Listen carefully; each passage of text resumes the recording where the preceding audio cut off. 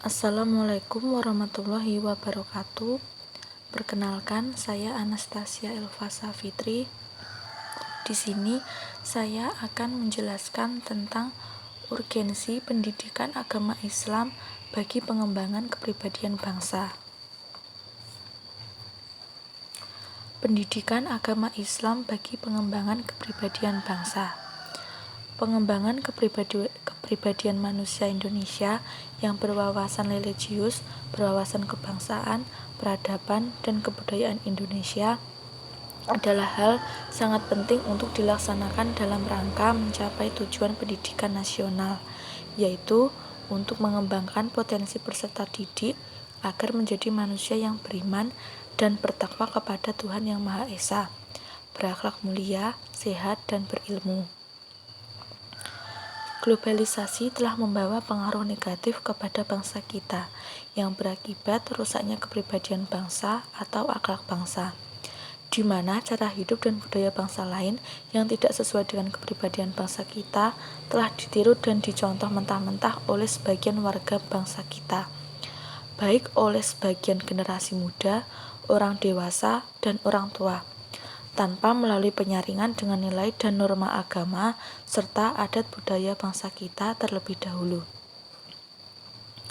Realitas bahwa akhlak manusia di dunia ini pernah rusak sebagai akibat perbuatan manusia itu sendiri. Dalam sejarah peradaban, manusia di dunia telah diabadikan oleh Allah Subhanahu wa Ta'ala dalam Al-Quran sebagai peringatan dari Allah Subhanahu wa Ta'ala.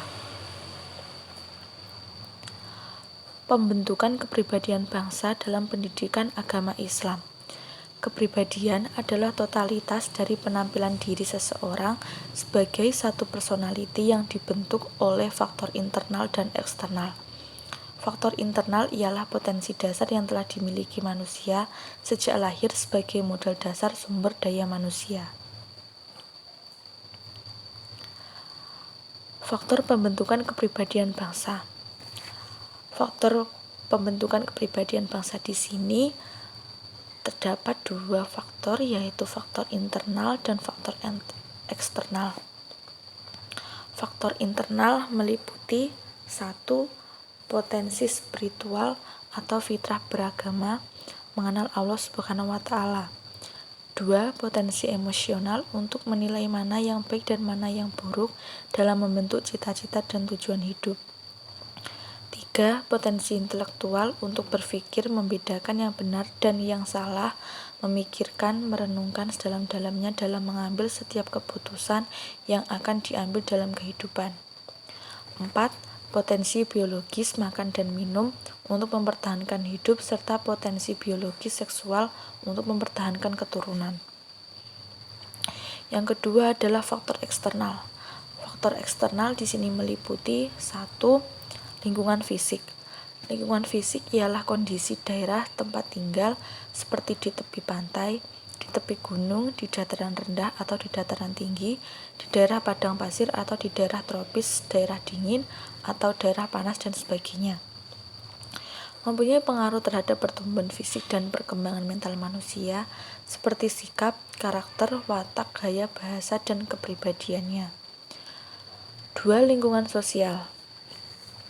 Lingkungan sosial sangat berperan dalam mempengaruhi pembentukan dan pengembangan kepribadian seseorang, karena manusia pada dasarnya mempunyai tabiat meniru, mencontoh, dan mencoba terhadap apa yang baru didengar dan apa yang baru dilihatnya. 3. Lingkungan media. Lingkungan media mempunyai pengaruh yang sangat besar pula terhadap pembentukan dan pengembangan kepribadian bangsa, karena manusia dilahirkan dan dibesarkan dalam lingkungan rumah tangga orang tuanya. Maka orang tuanya lah sebagai faktor eksternal yang pertama dan utama yang berfungsi dalam pengembangan kepribadiannya.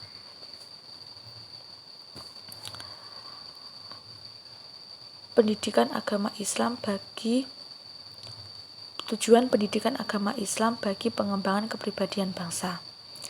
Yang pertama adalah membentuk watak atau karakter serta peradaban bangsa dalam rangka membangun manusia seutuhnya dan masyarakat Indonesia seluruhnya.